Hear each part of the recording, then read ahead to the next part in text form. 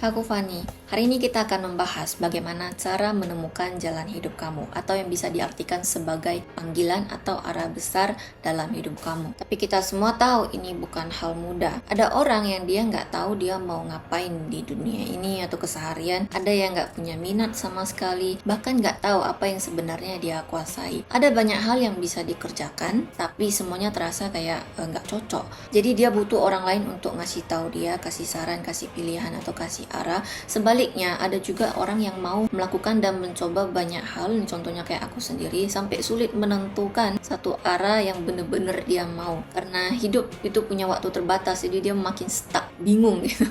Ada juga kasus lain, orang yang udah berusaha keras, tahu apa yang dia bisa, tapi yang dia kuasai itu nggak menghasilkan uang. Bahkan mungkin nanti akan digantikan sama AI. Jadi muncul konflik baru, yaitu satu sisi dia mau melakukan hal yang dia senangi atau mengejar passionnya lah istilahnya, tapi hal itu tidak menghasilkan uang. Di sisi lain itu mau mengejar hal yang lebih menguntungkan tapi nggak punya semangat untuk melakukan hal itu karena nggak ada passionnya di sana. Hari ini kita akan bahas semua itu sampai tuntas untuk menemukan satu jawaban jelas. Bagaimana sebenarnya cara menemukan jalan hidup kamu, kemana arahnya? Karena pada dasarnya seluruh hidup manusia adalah serangkaian pilihan. Kalau kamu memilih dengan tepat, hidup kamu bisa melesat dan mengalir dengan mudah. Tapi kalau kamu salah pilih, mungkin itulah membuat banyak orang merasa stuck. Jadi episode kali ini sangat penting. Bagaimana cara membuat pilihan yang benar di jalan hidup kita. Hari ini kita akan membahas satu buku yang berjudul The World's Simplest Way to Discover Your Talents, Find Lasting Confidence and Self-Understanding. Panjang judulnya. Tapi intinya buku ini mengajarkan cara yang sangat sederhana untuk menemukan arah hidup kamu. Penulisnya adalah Jinpei Yagi, seorang penulis dari Jepang. Dia menulis buku ini berdasarkan pengalaman hidupnya sendiri. Dan sejak diterbitkan tahun 2021, langsung masuk daftar 10 buku terlaris di tahun itu. Jinpei adalah lulusan Waseda Business School. Jadi waktu kuliah dia sempat kerja part-time di sebuah minimarket di Jepang. Dan disitulah dia mengalami kegagalan. Banyak orang gagal di pekerjaan rumit, tapi dia justru gagal waktu dia kerja di minimarket. Awalnya dia ngerasa dia itu kan pinter dan berprestasi, tapi kemudian dia sadar kalau dia itu punya masalah besar, yaitu dia sangat tidak mahir dalam pekerjaan yang sifatnya berulang kayak kerja di minimarket. Biasanya orang itu makin lama akan makin terbiasa dengan pekerjaan simpel kayak gitu, tapi dia malah makin kacau dan dia sering salah. Akhirnya dia baru kerja 2 bulan dia udah dipecat. Dan kejadian itu langka dan cukup memukul dirinya. Dia mulai berpikir mungkin dia bukan orang hebat yang kayak dia kira. Orang lain itu bisa ngelakuin banyak hal sederhana dengan baik, tapi dia justru nggak bisa. Tapi akhirnya dia menemukan satu hal yang benar-benar dia kuasai, yaitu menulis. Sejak lulus kuliah, dia nggak ikut teman-temannya melamar kerja, tapi dia memilih untuk menjadi professional blogger. Hasilnya, cuma dalam beberapa bulan, penghasilannya itu udah mencapai lebih dari 1 juta yuan per bulan dan stabil. Bagi seorang mahasiswa baru lulus, punya penghasilan stabil di usia kayak gitu, itu adalah pencapaian yang luar biasa dan jarang terjadi. Tapi tak lama, dia sadar ada masalah baru. Walau hidupnya udah stabil dan berpenghasilan tinggi, dia merasa dia kehilangan arah hidup. Ini kayaknya banyak terjadi di kehidupan kita juga ya. Setelah semua kebutuhan itu terpenuhi, muncul sebuah keampaan dalam hatinya. Dia mulai merasa hidup kayak gak ada tujuan, gak ada arah. Memang dia bisa terus menulis dan ya cuan terus ya. Mungkin bahkan bisa memenangkan penghargaan besar kayak Nobel Sastra gitu. Tapi jauh dalam hatinya, dia tahu itu bukan kehidupan yang dia mau. Ada yang related gak? Lama-kelamaan rasa kehilangan arah itu berubah menjadi depresi. Bukan karena tekanan dari luar, tapi karena ketiadaan makna hidup. Untuk mencari kembali tujuan hidupnya, dia mulai membaca berbagai buku pengembangan diri dan menghadiri banyak seminar. Dari semua itu, dia akhirnya merumuskan satu cara sederhana untuk menemukan tujuan hidup yang kemudian dia tulis dalam buku ini yang akan kita bahas. Dalam bukunya, dia bilang, di dunia ini nggak ada orang yang kecerdasannya 100 kali lebih tinggi dari orang lain. Tapi memang ada orang yang kekayaannya 1000 kali bahkan 10.000 kali lebih besar dari orang lain. Kenapa bisa begitu? Karena orang-orang sukses itu membuat pilihan yang tepat. Mereka meletakkan seluruh waktu dan energi mereka ke arah yang benar. Sementara orang lain itu meletakkan ke arah yang salah. Akibatnya jarak kekayaan di antara mereka itu makin lebar. Semua itu bukan semata-mata karena kemampuan, bukan juga karena keturunan. Meskipun kadang leluhur kita ya, generasi sebelumnya itu juga udah membuat pilihan yang benar dari generasi ke generasi. Itu tuh aja sama hasilnya kalau misalnya generasi selanjutnya itu membuat pilihan yang salah. Jadi perbedaan antara orang kaya dan orang miskin itu seringkali cumalah hasil dari satu hal sederhana, yaitu pilihan yang diulang terus-menerus selama beberapa generasi. Jadi membuat pilihan yang tepat itu penting banget. Untuk bisa membuat pilihan yang benar, kita juga harus menghindari 5 kesalahan umum. Kesalahan nomor 1 adalah banyak orang yang mau membuat satu pilihan yang bisa mereka jalani seumur hidup, like just one gitu. Ngapain? Mungkin dulu itu masih bisa, tapi sekarang dunia itu berputar, berubah terlalu cepat. Hampir nggak ada pekerjaan yang bisa dilakukan seumur hidup kayak dulu lagi. Hidup manusia di masa sekarang adalah rangkaian pilihan yang tak berhenti. Kayak pengalaman penulis sendiri, dia udah sukses, tapi dia tetap harus terus membuat pilihan baru dan melangkah ke arah yang lain. Kesalahan nomor 2, banyak yang berpikir bahwa menemukan jalan hidup itu terasa kayak menemukan cinta pada pandangan pertama. No, seolah akan muncul perasaan kuat kayak like this is it, ini panggilan aku. Tapi kenyataannya dalam kebanyakan kasus, kamu nggak akan langsung merasa begitu cuma karena kamu suka main game atau kamu pandai melakukan satu hal. Bukan berarti itu harus jadi karir hidup kamu selamanya. Jadi gimana sebenarnya cara memilih? Nanti akan dijelasin lebih lanjut. Kesalahan nomor 3, sebagian orang percaya bahwa pilihan hidup itu harus punya makna yang besar bagi masyarakat atau bagi orang lain atau bagi dunia. Nggak kayak gitu juga ceritanya. Hal itu pertama-tama harus punya makna untuk diri kamu sendiri. Kalau sesuatu itu nggak bermakna bagi kamu, seberapapun bermanfaat bagi orang lain tetap aja nggak akan membuat kamu bahagia. Ini adalah hidup kamu, jadi yang utama adalah apa yang berarti bagi diri kamu. Kesalahan nomor 4, ada orang yang merasa nggak punya pilihan, seolah-olah hidup itu memaksa mereka ke satu arah. Hampir semua orang yang merasa nggak punya pilihan sebenarnya bukan karena pilihannya sedikit, tapi karena terlalu banyak pilihan. Kita manusia itu sering mengalami pengalaman yang disebut decision paralysis. Rasa takut dan bingung karena terlalu banyak opsi untuk dipilih. Ini penyakit mirip kayak penyakit kebiasaan menunda gitu. Hampir semua orang mengalaminya, termasuk aku, cuma tingkatannya berbeda-beda. Ciri khas dari rasa takut memilih adalah semakin banyak pilihan yang tersedia, semakin parah gejalanya, makin khawatir dia, makin anxious. Misalnya kalau kamu ditanya kamu makan mie atau makan nasi, mungkin kamu masih bisa milih dengan mudah ya nasi. Tapi kalau dikasih 10 jenis makanan berbeda, kamu malah akan jadi bingung dan sulit untuk memutuskan. Kadang akhirnya kamu nggak memilih sama sekali. Bukan karena nggak mau, tapi karena setiap membuat pilihan kamu tuh harus melepaskan yang lain. Karena sebenarnya dalam hidup seringkali kita merasa nggak tahu mau kemana, bukan karena nggak ada jalan, tapi justru karena jalannya terlalu banyak. Oke, kesalahan nomor 5, banyak orang berpikir bahwa pilihan hidup yang benar itu harus bisa dijadikan pekerjaan dan menghasilkan uang. Ini juga salah paham besar yang sering banget kita dengar. Hal yang mau kamu lakukan dan hal yang bisa kamu jadikan pekerjaan adalah dua hal yang berbeda. Yang paling penting untuk kamu tanyakan adalah apakah kamu benar-benar mau melakukannya? Apakah hal itu membuat hidup kamu jadi lebih terasa hidup dan bersemangat? Soal apakah itu bisa dijadikan kerjaan atau menghasilkan uang, itu adalah urusan sosial, bukan inti dari panggilan hidup kamu. Kalau seseorang itu nggak kekurangan uang dan cuma mau melakukan kegiatan sosial, itu justru situasi terbaik. Dia nggak akan mengalami kebingungan dalam memilih, karena sebagian besar orang itu sulit memilih justru karena pilihan yang mereka sukai itu nggak menghasilkan uang. Misalnya kalau ada yang pandai melakukan sesuatu tapi mau mengejar hal lain yang lebih menguntungkan, ini menunjukkan bahwa dalam memilih kita sebenarnya sedang menentukan prioritas, yaitu uang. Dan inilah salah satu keterampilan penting dalam membuat keputusan. Nanti juga akan dijelasin lebih mendalam. Jadi gimana cara membuat pilihan yang benar? Sebenarnya cukup lakuin satu hal sederhana, yaitu tetapkan syarat dan standar. Ketika kamu punya banyak pilihan, kamu perlu membuat penyaring untuk menyingkirkan sebagian besar opsi sebelum mengambil keputusan yang cocok untuk kamu. Misalnya kalau ada 27 rasa es krim, kamu pasti bingung untuk milih mau rasa apa, ya kan? Maka kamu perlu menetapkan standar. Contohnya hari ini kamu cuma ingin makan yang manis, maka semua yang nggak manis itu otomatis akan tereliminasi, ya kan? Lalu tambahkan lagi satu kriteria, yaitu kamu misalnya cuma mau makan yang warna merah,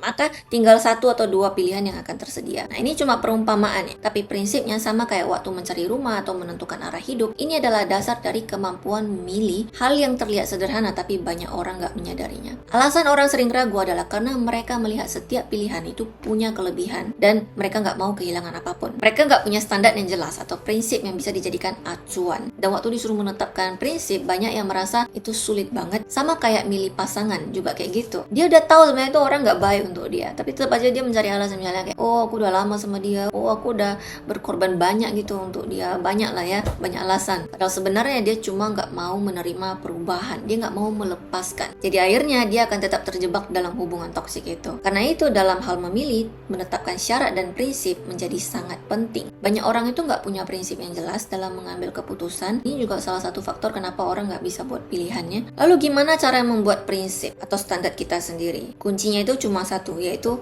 kenali diri kamu sendiri. Tapi inilah bagian tersulit. Sebagian besar dari kita itu sebenarnya nggak benar-benar kenal sama diri sendiri. Orang yang terjebak dalam hubungan toksik tapi nggak bisa lepas, dari luar itu kelihatan jelas bahwa dia nggak mengenal dirinya sendiri. Kita bisa melihat orang lain itu dengan jelas kesalahannya apa gitu, tapi kalau untuk diri sendiri kita nggak bisa lihat. Tapi kalau kita kasih nasihat, nah dia nyangkal nggak kok, dia itu baik sebenarnya. Banyaklah alasannya. Bahkan kalau dia ngakui, seringkali itu cuma di permukaan tanpa benar-benar paham tentang dirinya sendiri. Kebanyakan orang itu nggak tahu apa yang mereka kuasai, apa yang bisa mereka lakukan, dan apa yang sebenarnya mereka butuhkan. Bahkan kalau mereka merasa udah tahu, belum tentu itu benar. Kebutuhan manusia itu memiliki urutan prioritas, dan kalau urutan ini salah, pilihan hidup pun akan salah. Kesalahan terbesar orang dalam mengambil keputusan adalah mereka menjadikan kemauan atau impian sebagai satu-satunya dasar dalam memilih jalan hidup. Mereka pikir kayak, aku mau jadi pilot, jadi ilmuwan, jadi orang kaya, jadi pemain e-sport yang profesional. Semua itu memang cita-cita yang indah, tapi nggak cukup realistis kalau nggak didasari pada pemahaman diri yang nyata.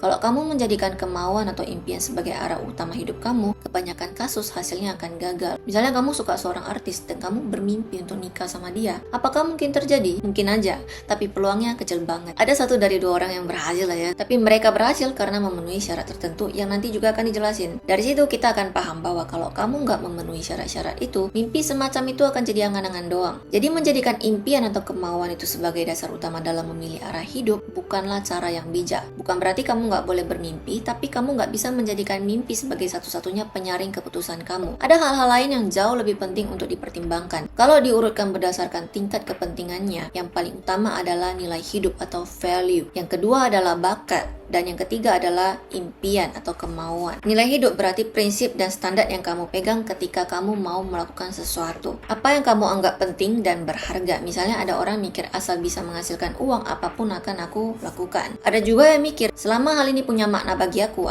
mau melakukannya. Itu pun nilai hidup. Tiap orang itu punya nilai yang berbeda, dan nilai inilah yang sangat menentukan arah pilihan dalam hidup kita. Lalu gimana cara memahami nilai hidup kamu sendiri? Kamu bisa mulai dengan menjawab 5 pertanyaan sederhana, kalau bisa dicatat ya. Jangan cuma dipikirin, karena nanti jawaban kamu ini akan berguna. Pertanyaan-pertanyaan ini nggak akan punya jawaban yang benar atau salah. Tiap orang itu berbeda dan itu sangat wajar. Pertanyaan pertama, apakah kamu punya seseorang yang kamu hormati atau kagumi? Bisa siapa aja, bisa orang tua, artis, tokoh politik, ilmuwan, bahkan karakter dalam komik. Orang pertama yang muncul di pikiran kamu, itulah jawabannya. Misalnya kamu bilang, aku suka sama Albert Einstein ya, atau aku suka sama Tesla. Itu sah-sah aja. Masih dalam pertanyaan pertama, ada pertanyaan tambahan. Kenapa kamu menghormati atau mengagumi orang itu? Apa yang kamu sukai darinya? Tuliskan alasannya. Kalau kamu udah dapat jawabannya, kita lanjut ke pertanyaan kedua. Pada masa remaja atau masa paling aktif dalam hidup kamu, apakah ada satu peristiwa yang sangat mempengaruhi kamu? Masa remaja di sini kira-kira waktu SMP atau SMA atau kuliah mungkin ya. Biasanya itu masa yang paling berkesan bagi banyak orang.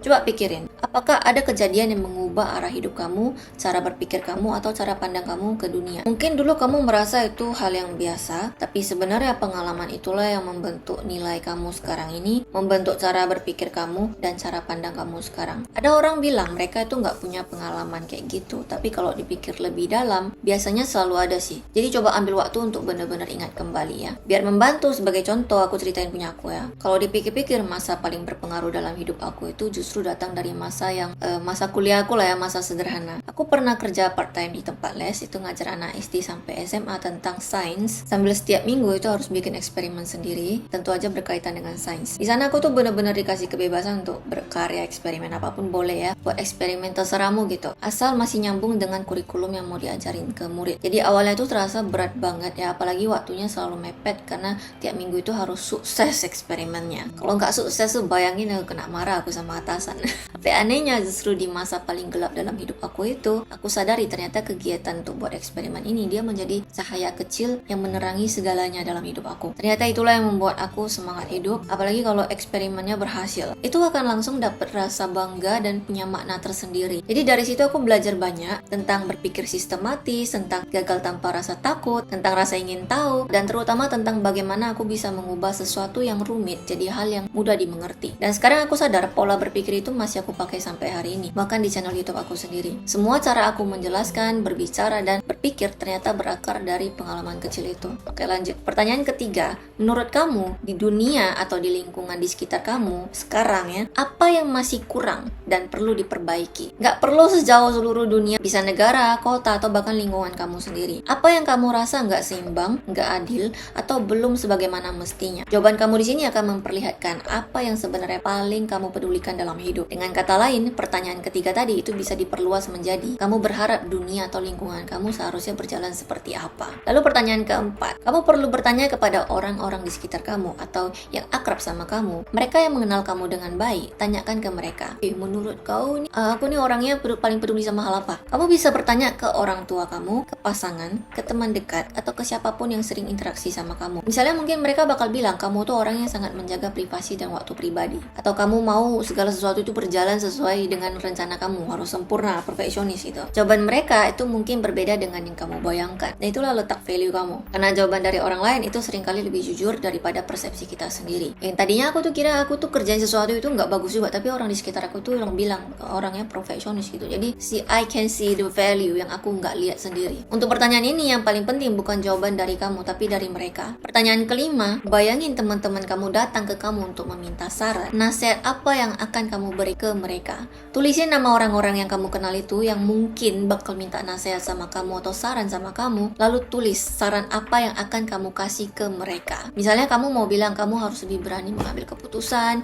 jangan pelin-pelan, kamu perlu belajar untuk istirahat yang cukup, jangan terlalu stres. Tuliskan aja semua itu. Kalau kamu nggak sempat mikirin semuanya sekarang itu nggak apa-apa, simpan aja buat nanti. Cukup tulis yang muncul di pikiran kamu. Kamu juga bisa menuliskan kebalikannya, misalnya nasihat apa yang kamu nggak mau dengar dari orang lain. Misalnya kayak kamu nggak suka kalau orang suruh kamu ikut bersaing atau bilang kamu harus lebih produktif, jangan terlalu introvert. Nah, kamu nggak suka gitu, coba tulis. Dari situ kamu bisa tahu nilai apa yang benar-benar penting bagi kamu dan hal apa yang paling kamu hindari dalam hidup. Setelah kamu menjawab 5 pertanyaan tadi, langkah berikutnya adalah mengumpulkan semua jawabannya dan mencari kata kunci utama yang sering muncul. Ini memang nggak mudah karena kamu harus bisa melihat semua pola dari jawaban kamu. Kalau kamu kesulitan ketemu intinya, kamu bisa minta tolong sama teman kamu atau orang di samping kamu untuk bantu kamu menyimpulkan kosakata kuncinya apa gitu. Biasanya kata-kata yang muncul berulang kali itulah inti dari nilai hidup kamu. Misalnya kayak kamu menemukan banyak kata-kata kayak tenang, nyaman, bersih. Berarti kamu tuh sangat menghargai ketenangan dan keseimbangan. Atau mungkin kata kunci kamu itu adalah mandiri. Misalnya kayak kamu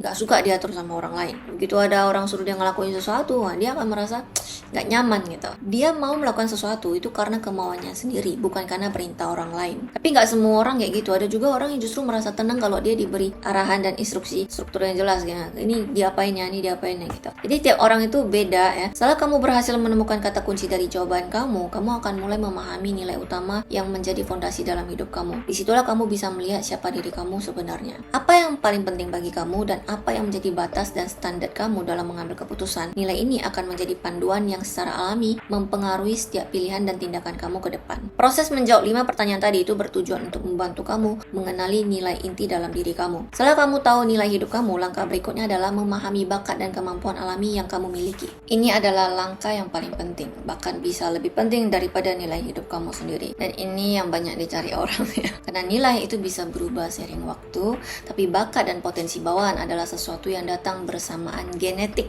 sejak lahir. Dia nggak berubah tapi seringkali diabaikan. Banyak orang itu mikir kalau mereka nggak punya bakat, padahal semua orang pasti punya bakat. Cuma belum sadar. Kenapa banyak orang nggak bisa menemukan bakat? Karena bakat sejati itu biasanya terasa sangat alami, saking alamiah sampai kamu nggak menyadarinya. Kamu menganggapnya hal biasa dalam keseharian, padahal itu adalah kemampuan yang nggak semua orang miliki. Ada 2 kesalahpahaman besar soal bakat. Pertama, banyak orang kira hal yang mereka sukai adalah bakat mereka. Misalnya kayak kamu suka main game, lalu kamu anggap diri kamu tuh punya bakat dalam game. Atau kamu suka main bola dan kira itu adalah tanda bakat besar di sepak bola. Padahal belum tentu. Kedua, ada orang yang salah mengira kemampuan teknisnya adalah bakat. Misalnya dia kerja di bagian IT dan bisa menulis kode gitu ya. Lalu menganggap itu adalah bakatnya. Padahal itu adalah keterampilan, bukan bakat. Apa bedanya keterampilan dan bakat? Keterampilan adalah sesuatu yang bisa dipelajari dan dilatih. Sedangkan bakat sejati itu nggak bisa dipelajari. Itu bawaan sejak lahir. Bakat sejati itu biasanya berupa hal-hal yang muncul tanpa usaha keras, yang mengalir sangat alami. Kalau misalnya ada di antara kamu itu yang dengar orang bicara terus dia belum ngomong habis, kamu udah tahu, udah get the point dia mau ngomong apa. Ini sebuah bakat, tapi untuk yang memilikinya nganggap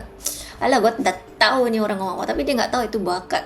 Ada orang yang kita omongin berulang kali, dia masih belum get the point gitu. Itu bakat loh. Atau contoh lain misalnya kayak muka yang cantik, proporsi tubuh yang seimbang, atau dia itu sangat peka sensenya sama musik, atau ingatannya tajam, bahkan kesehatan tubuh yang kuat dan daya tahan alami, itu semua termasuk bentuk bakat. Termasuk juga sifat-sifat tertentu kayak rendah hati, tenang, gak mudah goyah. Semua itu adalah bagian daya alamiah yang kamu bawa sejak lahir. Dan justru disitulah letak kekuatan terbesar untuk menemukan jalan hidup kamu. Sering ada orang bilang cantik atau ganteng itu gak ada gunanya, padahal sebenarnya berpenampilan menarik itu sangat berguna. Atau banyak orang bilang itu privilege ya. Kalau nggak berguna, orang nggak akan sampai melakukan operasi plastik cuma demi tampil lebih cantik. Justru karena penampilan itu punya nilai, banyak orang berusaha memperbaiki penampilannya. Ada data yang menunjukkan bahwa orang dengan wajah menarik biasanya memiliki pendapatan yang lebih tinggi dibandingkan orang yang berpenampilan biasa. Bukan karena para artis menaikkan rata-rata, tapi karena dalam situasi persaingan yang sama, atasan atau perekrut itu mereka akan memilih orang yang berpenampilan menarik. Bahkan kalau kemampuannya biasa aja, you tetap kepilih. Karena penampilan yang menarik juga menciptakan kesan positif. Dan itu sendiri adalah bentuk nilai. Tapi di zaman sekarang, banyak orang itu terlalu menekankan kemampuan teknis dan kerja keras, sampai melupakan faktor non-teknis kayak cantik berpenampilan menarik gini. Padahal dalam dunia nyata, kayak hal-hal aura, energi, dan kesan yang kamu bawa itu juga berpengaruh besar. Tapi waktu aku bilang menarik, itu bukan cuma soal bentuk wajah atau tubuh. Lebih kepada kesan keseluruhan yang kamu berikan ke orang lain, impression. Apakah orang merasa nyaman, tenang, dan senang waktu mereka berada di dekat kamu? Cuma banyak orang nggak menyadari hal ini, karena bagi diri sendiri, semua itu terasa biasa, jadi natural kali. Kamu nggak merasa itu istimewa, karena kamu nggak perlu berusaha keras untuk memilikinya. Selain itu, manusia juga cenderung mengabaikan hal yang sudah dimiliki, dan justru tertarik sama hal yang nggak dimiliki. Karena itu banyak orang nggak sadar di mana letak bakat alaminya. Nah, untuk menemukan bakat dan kemampuan alami kamu, selain yang udah disebutin tadi, penulis menyarankan kamu menjawab 5 pertanyaan lagi. Pertanyaan nomor 1, dalam hidup kamu, kapan kamu merasa paling bersemangat dan hidup? Tiap orang itu pasti pernah mengalami masa di mana semuanya itu terasa berjalan lancar kali. Gak perlu usaha keras, tapi tetap berhasil dan diakui orang lain. Itulah masa mengalir dalam hidup. Coba ingat lagi, kapan kamu pernah merasakan hal mengalir dalam hidup kamu gitu. Bisa aja masa itu udah lewat, atau mungkin akan datang lagi nanti. Coba dipikirin, waktu itu kamu lagi melakukan apa. Itulah petunjuk awal tentang bakat alami kamu. Pertanyaan kedua, kapan terakhir kali kamu merasa nggak sabaran sama orang lain?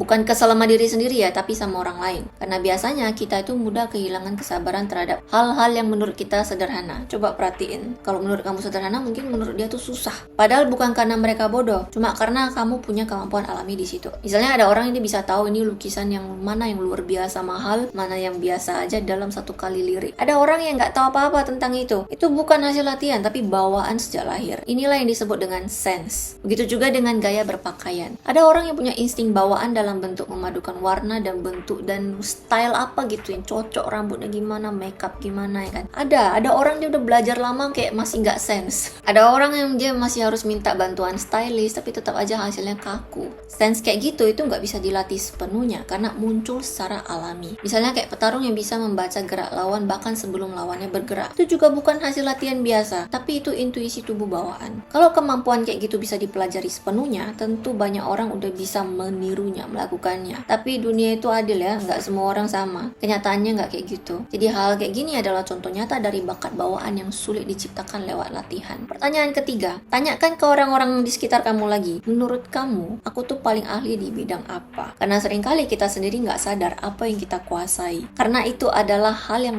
biasa kita buat, natural gitu, kayak tadi. Tapi bagi orang lain, mereka bisa ngelihat dengan jelas, kok pandai kali kau, gitu kan. Pernah dengar kan? Pasti pernah ada orang ngomong kayak gini sama kamu. Orang-orang di sekitar kamu itu biasanya tahu hal yang kamu lakukan dengan mudah, tapi orang lain anggap sulit. Dan di sanalah letak bakat kamu. Pertanyaan nomor 4. Kalau kamu nggak melakukan pekerjaan kamu sekarang, yang sekarang ini kamu kerjain, hal apa yang sebenarnya mau kamu lakukan? Bayangin kamu itu kayak bener-bener udah resign dari kerjaan kamu waktu sekarang ini. Apa yang membuat kamu penasaran dan bersemangat? Pertanyaan kelima. Sampai sejauh ini, hal apa aja yang pernah kamu capai? Apapun itu boleh, entah itu nilainya bagus di sekolah, entah pernah pernah memenangkan lomba apa gitu, atau kamu pernah berhasil menyelesaikan proyek di tempat kerja, atau bahkan hal kecil kayak memperbaiki sesuatu dengan cara kamu sendiri. Kalau kamu merasa nggak punya jawaban, itu tanda kalau kamu belum menggali cukup dalam, karena nggak mungkin nggak ada. Karena ini soal besar menentukan arah hidup kamu, jadi kamu nggak boleh asal jawab. Setelah kamu jawab kelima pertanyaan ini, satukan semua polanya kayak di awal tadi. Lihat pola yang muncul, kamu bisa menuliskan kata kunci yang sering muncul dan merangkumnya menjadi satu paragraf. Kalau kamu bingung cara susunnya gimana, kamu bisa minta bantuan orang lain, atau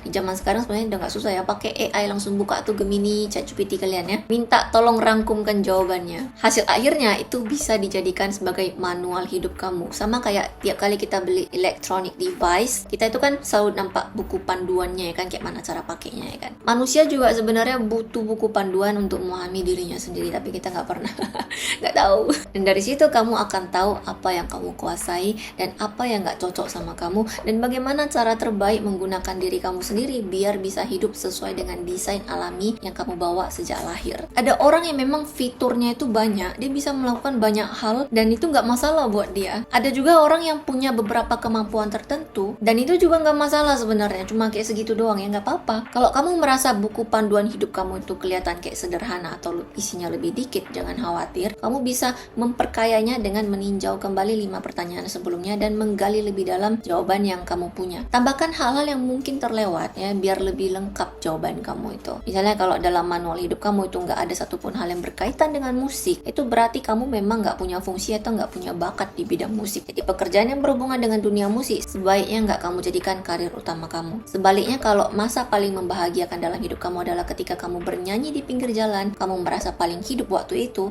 kamu kesel karena lagu-lagu baru belakangan itu terasa kayak nggak enak didengar, nggak enak di kuping gitu kan. Teman-teman kamu juga bilang kamu jago nulis lagu, kamu peka sama suara gitu ya kan. Nah, dan kalau kamu kehilangan pekerjaan, hal yang paling kamu mau lakukan itu adalah menulis lagu atau menjadi penyanyi, maka jawabannya udah jelas, kamu adalah alat musik. Jadi jalan hidup kamu ada di dunia musik. Kalau kamu udah tahu itu, jangan lagi memaksa diri kamu tuh untuk menjadi pemain basket atau jadi programmer. Ya, boleh aja coba hal lain sebagai hobi, tapi jangan jadikan itu sebagai arah utama hidup kamu. Karena kalau kamu hidup nggak sesuai dengan fungsi bawaan kamu, kamu akan terus merasa kehilangan arah. Sebenarnya ada satu cara lagi untuk menemukan bakat kamu, terutama kalau kamu merasa nggak punya kemampuan istimewa sama sekali. Banyak orang bilang, aku ini penuh kekurangan, nggak ada kelebihan aku. Justru orang kayak gitu itu seringkali punya potensi besar, karena tiap kekurangan itu sebenarnya punya sisi lain yang merupakan kelebihan. Semua kelemahan itu bersifat dua sisi. Contohnya waktu aku belajar mengemudi, nah itu kan tiap orang pasti akan melakukan tes psikologis, dan beberapa orang itu pasti akan dapat hasil, misalnya kayak ini orang yang reaksinya cepat, ini orang yang reaksinya lambat. Nah kalau misalnya kita dibilang ini orang reaksinya lambat, itu sekilas kedengaran kayak kelemahan ya kan, tapi sebenarnya bisa dijelaskan bahwa kenapa nih orang bisa reaksinya lambat, karena dia itu nggak mudah terpengaruh oleh perubahan sekitar dan nggak gampang panik. Dia sangat fokus dan bisa tenggelam dalam pikirannya sendiri sampai nggak sadar dengan hal-hal kecil yang terjadi di sekitarnya. Itu artinya dia punya kemampuan untuk mendalami sesuatu dengan penuh. Nah inilah bentuk kekuatan sejati. Sebaliknya, kalau seseorang itu mudah terdistraksi, pikirannya cepat melompat dari satu hal ke hal lain, itu berarti dia itu tipe yang berpikir cepat dan punya intuisi kuat. Jadi apapun sifat kamu itu selalu ada sisi fungsional di baliknya. Nggak selalu sebuah kelemahan tuh kayak kedengarannya itu lemah. Tulis semua fitur itu dalam manual hidup kamu, baik yang kamu anggap kekurangan maupun kelebihan, karena semuanya itu bisa menjadi dasar untuk menentukan arah hidup kamu. Menemukan kelebihan kamu itu jauh lebih penting daripada sekedar mengejar mimpi. Hidup yang paling bahagia adalah ketika kamu menjadikan kelebihan kamu sebagai pekerjaan, bukan mimpi kamu. Penelitian dari perusahaan riset terkenal Gallup di Amerika juga menemukan bahwa orang yang bekerja sesuai dengan kemampuan dan keahliannya cenderung memiliki penghasilan yang lebih tinggi dan kualitas hidup yang jauh lebih baik. Orang yang bekerja sesuai dengan kemampuan dan bakatnya bukan cuma berpenghasilan tinggi, tapi juga cenderung lebih jarang mengalami depresi, karena mereka itu jauh lebih puas dan bahagia dalam hidup, karena pekerjaan itu terasa ringan dan sangat alami bagi dia. Gak ada tekanan berlebih, justru terasa sangat mudah dilakukan. Jadi dibanding menjadikan mimpi sebagai pekerjaan, menjadikan hal yang kamu kuasai sebagai pekerjaan itu akan membuat hidup kamu itu jauh lebih seimbang dan bahagia. Tapi pembahasannya belum selesai, karena setelah menemukan value, nilai hidup, dan bakat kemampuan kita akan masuk ke bagian ketiga, yaitu mimpi atau kemauan. Banyak orang itu salah memahami konsep mimpi. Banyak yang kira hal yang bermakna itu adalah mimpi mereka, padahal keduanya adalah hal yang berbeda. Waktu kamu memilih mimpi, seharusnya bukan berdasarkan maknanya, tapi dari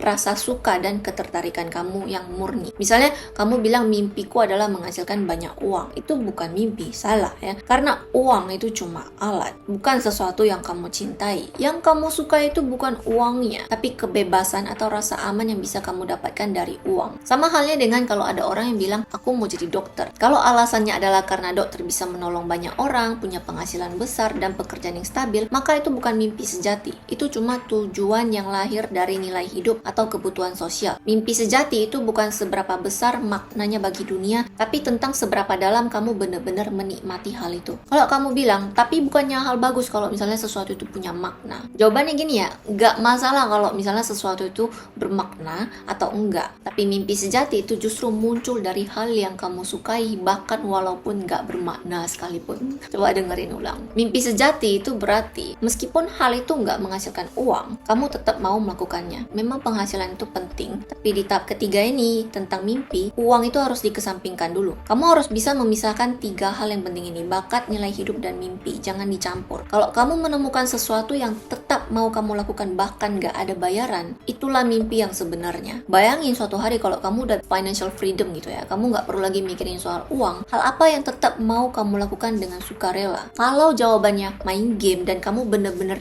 menikmatinya, maka itu adalah mimpi kamu. Untuk membantu kamu memahami mimpi sejatimu, kita akan jawab 5 pertanyaan lagi. Karena nggak semua yang kita anggap mimpi itu sebenarnya adalah mimpi sejati. Banyak yang cuma ilusi atau mimpi palsu. Pertanyaan pertama, hal apa yang membuat kamu begitu tertarik sampai kamu sukarela mengeluarkan uang untuk mempelajarinya? Misalnya kayak kamu bilang, aku sangat tertarik dengan hal ini, aku mau tahu lebih dalam gitu. Tapi begitu diminta membayar untuk ikut course gitu misalnya, atau beli buku ya, kamu langsung kehilangan minat. Itu berarti bukan minat sejati, tapi rasa penasaran sementara. Sama kayak cinta palsu, kalau dikit aja diuji ya, dia itu bakal mundur. Berarti itu bukan cinta sejati. Pertanyaan kedua, buku-buku kayak apa yang ada di rak kamu? Topik apa yang paling sering kamu baca atau kamu tonton? Dari situ kamu bisa melihat pola minat kamu sebenarnya. Misalnya kalau di rak buku kamu itu banyak tentang teknologi, maka kemungkinan besar minat alami kamu itu memang ada di bidang IT. Bukan karena tren, tapi memang kamu secara alami itu tertarik untuk memahami hal-hal yang berhubungan dengan teknologi. Itulah alasan kenapa buku masih penting bagi kamu. Meskipun sekarang kita bisa membaca semua hal secara online atau lewat e-book, buku fisik tetap menunjukkan komitmen karena kamu rela mengeluarkan uang dan waktu untuk mempelajarinya. Sama kayak pertanyaan pertama tadi, hal yang benar-benar kamu sukai adalah hal yang kamu bersedia bayar untuk memahaminya lebih dalam. Sama kayak penggemar sejati gitu, misalnya yang mau mendukung idolanya. Kamu bisa bilang kamu mungkin suka sama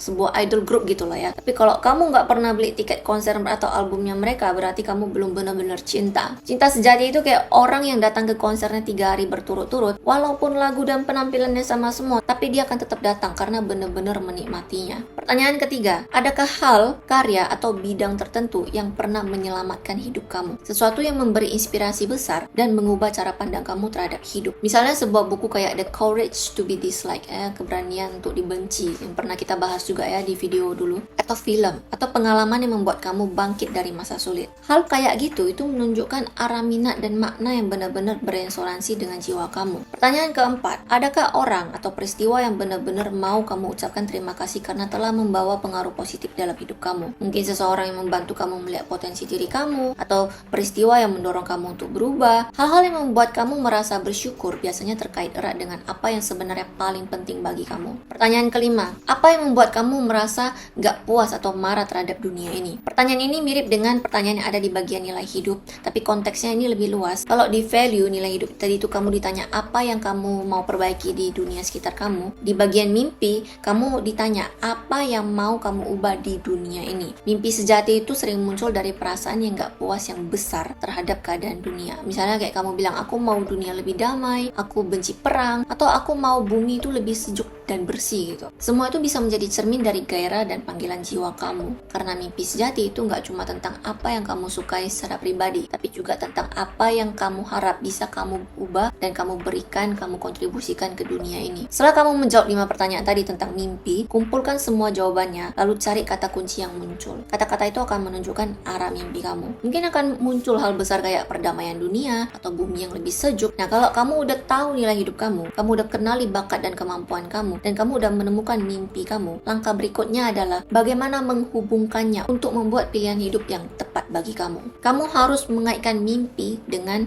kemampuan kamu. Dari situ akan muncul arah hidup yang realistis dan bermakna. Misalnya kamu itu punya nilai menghormati orang lain dan mau lalu lintas berjalan tertib dan aman bagi pejalan kaki. Itu bisa menjadi petunjuk arah karir kamu. Contohnya kayak kamu mungkin aja bisa jadi petugas lalu lintas yang menjaga keselamatan jalan, atau kamu bisa menciptakan sesuatu misalnya kayak sistem atau alat yang membantu pengemudi itu lebih mudah memberi jalan bagi pejalan kaki tanpa melanggar aturan. Lampu merah pas nyala gitu ya kan, penghalang otomatis muncul ya, biar mobil itu terhenti. Itulah inovasi yang lahir dari tujuan baik kamu. Artinya ketika kamu menggabungkan kemampuan kamu dengan nilai dan mimpi, kamu bisa merancang pekerjaan atau arah hidup yang benar-benar cocok sama kamu. Kamu bebas berinovasi ya. Setelah itu, kamu tinggal mikirin apa aja bidang pekerjaan atau peluang di sekitar kamu yang sejalan dengan tujuan itu. Biasanya begitu kamu tahu inti dari apa yang kamu mau capai, kamu akan menemukan banyak cara berbeda untuk mewujudkannya. Semuanya dengan memanfaatkan bakat dan keahlian yang udah kamu miliki. Tentu aja dalam proses ini kamu mungkin merasa sedikit bingung atau kesulitan, dan itu wajar. Yang penting kamu berusaha berpikir dan membayangkan berbagai kemungkinan. Gak masalah kalau kamu belum jelas tentang semuanya. Setelah kamu menemukan beberapa pilihan hidup yang mungkin, langkah berikutnya adalah menyaringnya menggunakan nilai hidup kamu. Misalnya kalau nilai hidup kamu itu menghargai privacy dan waktu pribadi, maka kamu harus memastikan pilihan hidup kamu itu nggak bertentangan dengan hal itu. Contohnya kalau kamu merasa terganggu tiap kali kamu ada di jalan ramai misalnya, atau kamu harus berhadapan dengan banyak orang, maka mungkin solusi terbaik adalah memilih gaya hidup yang nggak membuat kamu sering berada di situasi yang kamu nggak suka. Dengan kata lain, kamu akan lebih bahagia kalau hidup kamu itu diatur biar bisa punya banyak waktu untuk kamu sendiri. Di rumah lah, di ruang tenang lah, di hutan lah, di mana terserah ya, yang penting sendiri. Dari situ kamu akan mulai tahu arah hidup kamu. Hidup kamu itu bukan tentang berada di luar, tapi tentang menciptakan ruang yang nyaman di dalam diri kamu sendiri. Intinya tiap pilihan hidup itu harus sesuai dengan nilai hidup kamu. Kalau suatu pilihan itu terlihat menjanjikan tapi nggak sejalan dengan nilai hidup kamu tadi, kamu tetap harus berani melepaskannya. Misalnya kalau kamu sangat menghargai kebebasan waktu dan ruang pribadi, maka kerja kantoran yang penuh aturan dan jam tetap itu akan buat kamu tertekan, seberapa besar pun gajinya. Bukan kamu yang nggak bisa, tapi karena itu bertentangan dengan struktur nilai diri kamu sendiri. Itulah kenapa kamu bisa stres dan stuck. Tentu aja nilai hidup itu bisa berubah sering waktu ya kan. Dulu kamu mungkin bisa tinggal di asrama dan merasa nyaman bagi ruang dengan orang lain, tapi sekarang mungkin kamu lebih butuh banyak privacy dan ketenangan untuk diri sendiri. And that's normal. Nah, satu hal penting yaitu setiap pilihan hidup yang kamu buat sekarang itu bukanlah keputusan terakhir. Jangan pernah buat itu jadi keputusan terakhir ya. Hidup itu terus berubah dan kamu akan terus membuat pilihan baru sesuai dengan perkembangan diri kamu. Yang penting orangnya masih hidup, pasti akan berubah terus. Oke, hari ini kita cuma memperkenalkan kerangka dasar cara membuat pilihan hidup karena waktu terbatas ya. Harapannya setelah kamu mendengar penjelasan ini, kamu mulai meninjau kembali arah hidup kamu dan semoga kamu menemukannya. Inti dari metode ini sebenarnya sederhana banget ya. Tujuannya adalah supaya kamu bisa benar-benar mengenali diri kamu sendiri cuma dengan menjawab 15 pertanyaan tadi. 5 tentang nilai hidup, 5 tentang bakat dan kemampuan, dan 5 tentang mimpi. Kamu udah bisa memahami siapa diri kamu sebenarnya, apa yang kamu cari dan apa yang paling cocok untuk kamu. Jadi bisa dibilang ini adalah cara tersederhana di dunia untuk mengenali diri sendiri. Misalnya kalau nilai hidup aku itu paling kuat adalah kemandirian. Jadi di mana kemahiran aku? Misalnya aku orang yang sangat fokus, aku nggak takut repot. Nah kalau soal mimpi misalnya mungkin aja aku pingin banget buat sebuah game misalnya ya. Jadi menciptakan sebuah game dan kemahiranku kalau digabungin itu bisa aja cocok jadi programmer. Coba dicocokin punya kalian. Kamu akan nampak kemana arahnya. Ditambah kalau value-ku itu adalah kerja mandiri, nah, jadi aku hanya bisa ngelakuin hal ini sendiri. Aku nggak boleh duduk di kantor. Even kantornya itu juga kantor yang buat game. Kalau orang kayak gini kerja kantoran, dia bisa merasa hidupnya itu nggak berguna. Dia akan merasa nggak bermakna. Walaupun perusahaannya itu juga perusahaan yang sejalan dengan apa yang dia sukai. Mimpi dia, even itu cuma game kecil, dia akan merasa bahagia dan hidup itu akan bermakna. Begitu hasilnya jadi, dia akan merasa hidupnya itu berarti, goalnya tercapai. Begitulah cara mencari arah hidup. Tanpa jalur spiritual pun sebenarnya tiap orang bisa ketemu arahnya. Mungkin aja hal ini nggak akan menghasilkan uang ya, orang lain juga nggak akan mengerti apa yang kamu kerjakan sekarang. Tapi itu nggak penting, karena waktu kamu melakukan hal itu, kamu mengalir bersama diri kamu sendiri. Kamu merasa bahagia, dan itulah jalan ninjamu. Jadi jalan hidup kamu tuh jangan terlalu dibatasi atau dibilang inilah akhirnya atau buat ini jadi keputusan akhir. No, jangan pernah ya. Kamu nggak harus banyak uang, nggak juga harus berkarir di di bidang manapun. Yang penting sejalan dengan value kamu dan jalan hidup kamu. At least kamu bahagia. Kamu nggak harus selalu bahagia dalam hidup. Tapi kalau dalam hidup kamu, bagian bahagia itu lebih banyak dari sebagian banyak orang, kamu tuh udah menang telak.